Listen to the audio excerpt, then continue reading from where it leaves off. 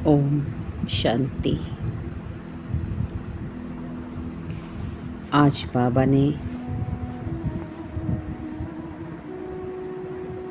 कहा है, मुझसे सर्व संबंधों का अनुभव करो तो निर्बंधन बन जाएंगे। माया बंधन में खींचती है। एक संबंध भी किसी लौकिक से बन जाता है तो उस एक के पीछे कितनी जिम्मेवारियां, कितनी व्यवस्था, कितना आकर्षण, सब कुछ होता है, जिसमें शुरुआत में या मध्य में या अंत में दुख ही आता है रिजल्ट में, क्योंकि यह घोर कलयुग है। भगवान वाच्य, कोई भी देहधारी तुम्हें स्थायी सुख नहीं दे सकता, क्योंकि उसके अंदर अनेक विशेषताएं भी है तो अनेक जबरदस्त कमियां भी है। जिनकी विशेषताएं पहले दिखाई दे देती है, आत्मा उन्हीं संबंधों से ज़्यादा नज़दीक आ जाती है और यही है सोने की वो हिरन। ऐसी अवस्था अच्छे पुरुषार्थियों के भी पुरुषार्थ को ढीला बना देती है। जब कोई बाधाएं डालता है तो बाबा बहुत याद आता है, और बाधा डालने वाले जब सपोर्ट करने लग जाते हैं, अच्छा सहयोगी बन जाते या साथ साथ ज्ञान में भी चलने लग जाते तो और ज़्यादा ढीलापन आता है। तो ये माया की कितनी प्रकार की रूपरेखा है बाबा से दूर रखने के, परंतु बाबा से सर्व संबंध आत्मा को संपूर्णता का अनुभव कराता है, और ये हमारे योग में भी बहुत मदद करता है।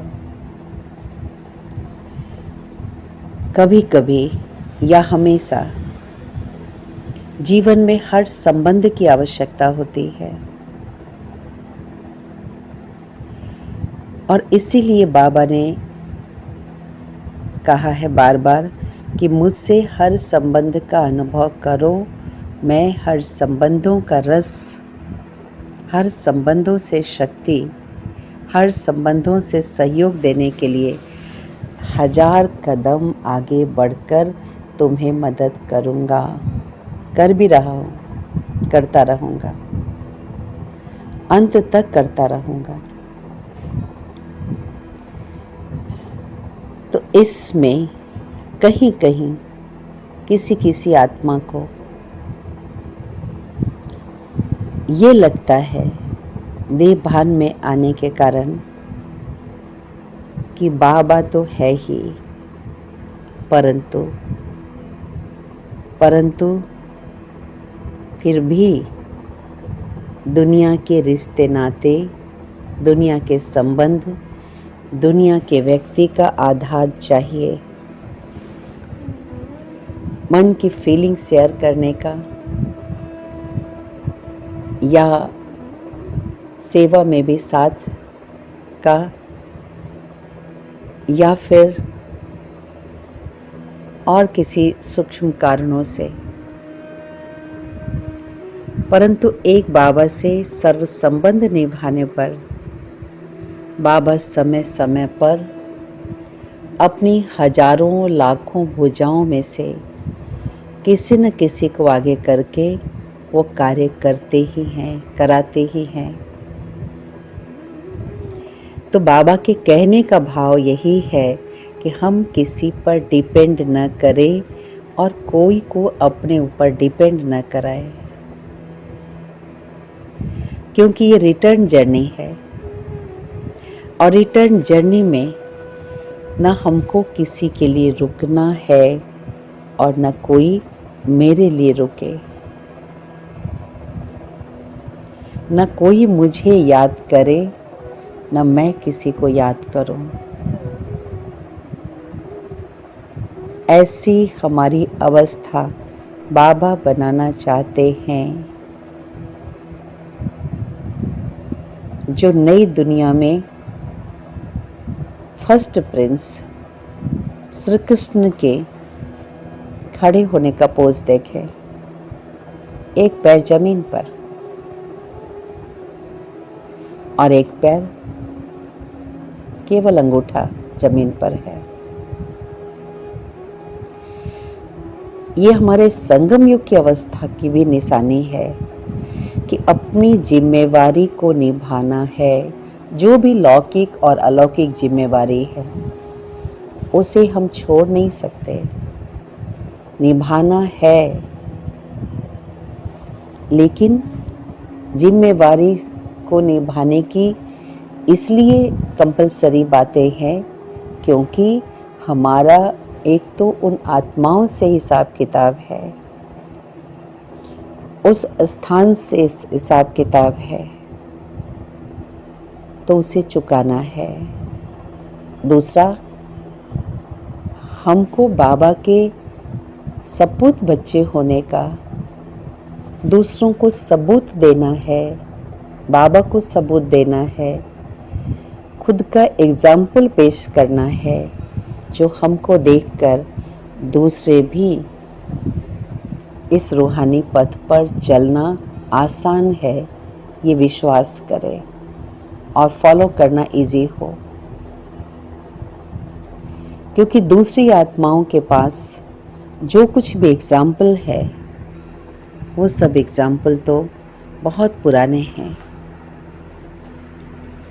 लेटेस्ट एग्जाम्पल केवल हम बच्चों का ही है। इसलिए हमें अपनी जिम्मेवारी को निभाना ही है। जिम्मेवारी में हम कुछ भी लापरवाही करते हैं तो जिन आत्माओं को हमारी लापरवाही से नुकसान होता है उसके संकल्प विकल्प के सूक्ष्म वाइब्रेशन हमारी अवस्था को बनने नहीं देते। तो एक तरफ जिम्मेवारी की दृढ़तापूर्वक निभाने की प्रवृत्ति और दूसरी तरफ केवल निमित्त मात्र, जैसे मैं अवतार हूँ, मैं फरिश्ता हूँ, मैं अवतरित हुई हूँ, इस कार्य अर्थ इसकी बार बार प्रैक्टिस करते हुए अपनी जिम्मेवारी को निभाना, जैसे अव्यक्त बाबा ने इतने वर्षों तक पालना दी। लेकिन बाप दादा आते हैं। आज बाप दादा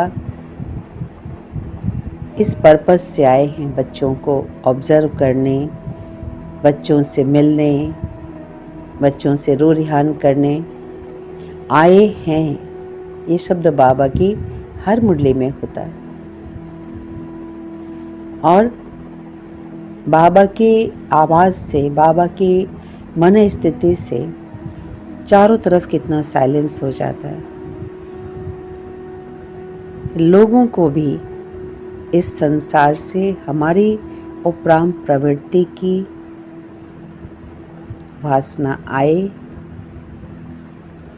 और उन्हें भी याद आए ये साधारण नहीं, ये कोई महान है, बहुत महान है, बहुत विशेष है।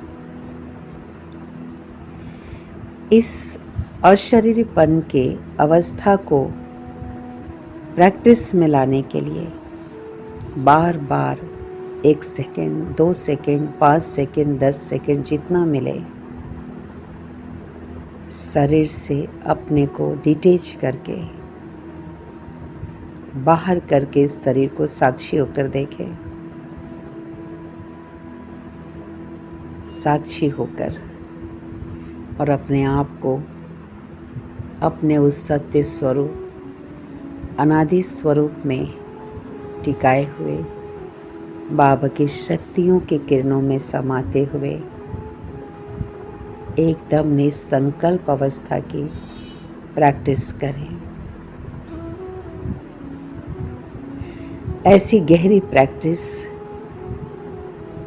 इस संसार में रहते हुए भी उपरामता का अनुभव कराएगी,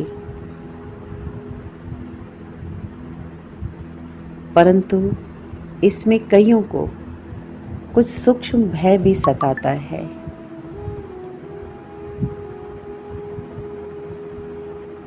उसके लिए यही संकल्प, भय का संकल्प मन की अवस्था को नीचे लाता है और कई बार साधारण रूप से या विशेष रूप से मर्यादाओं का उल्लंघन हो जाता है, व्यवस्था आ जाती है।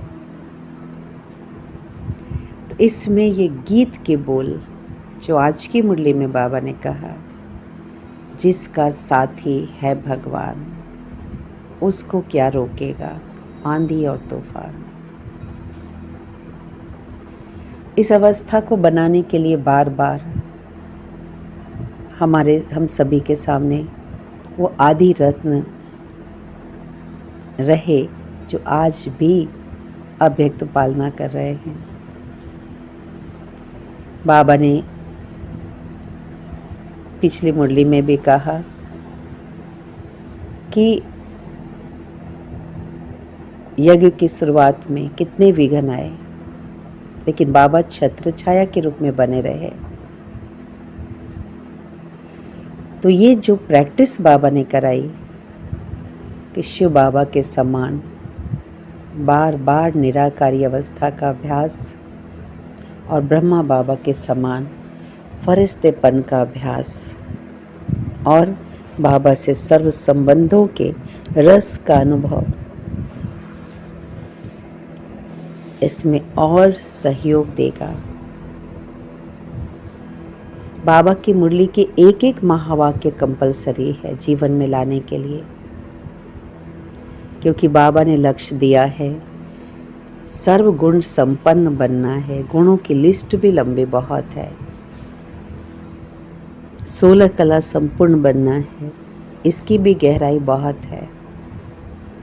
तो ये अशरीरीपन, फरिश्तेपन, बिंदु रूप या सर्व संबंधों के अनुभव या अनेक प्रकार की ड्रिल, हर बात हमारे लिए कंपलसरी है, क्योंकि आत्मा 63 जन्म की महारोगी है।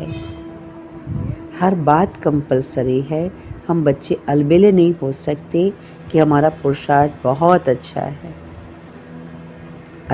है, लेकिन बहुत अच्छा करने के लिए जो बातों पर हमारा पुरुषार्थ कम हुआ है या नहीं हुआ है, उन बातों को ढूंढकर उस पर भी पुरुषार्थ करने की ज़रूरत है। तो ये बाबा के इशारे में चली हुई मुरलियाँ जो हमें बार बार प्रेरित कर रही है कि अशरीरी बनो। यही अभ्यास अंत में काम आएगा। यही अभ्यास सजाओं से मुक्त करेगा। यही अभ्यास ईश्वरीय छत्र छाया में रखेगा और यही अभ्यास बाबा के अति समीप लाएगा और समान बनने में भी मदद करेगा। क्या चाहिए मुझे? कुछ नहीं। जो मुझे ज़रूरत है, जो मेरे कल्याण की है, वो मेरे पास है और वो मिलती रहेगी। बाकी अपनी इच्छा को बाबा की इच्छा में हम मिलाएं, इसकी हम बच्चों को बहुत बहुत गहरी प्रैक्टिस की आवश्यकता है। और उसके लिए चाहिए अपने आप से बातें करें, अपने आप के साथ बैठें, अपने आप को सम्मान दें, अपने आप को क्षमा करें, अपने आप को मोटिवेट करें, अपने आप को भी पत्र लिखें। बाबा को पत्र लिखने का अपना फ़ायदा है, अपने आप को भी पत्र लिखने का अपना फ़ायदा है। साक्षी होकर, जैसे ब्रह्मा बाबा लिखते थे, मन से, संस्कार से, बुद्धि से बात करते थे, अपने आप को भी लिख कर बात कर सकते हैं। बहुत आनंद है इसमें, बहुत शक्ति मिलेगी इसमें। बहुत बहुत शुभकामनाएं। ओम शांति।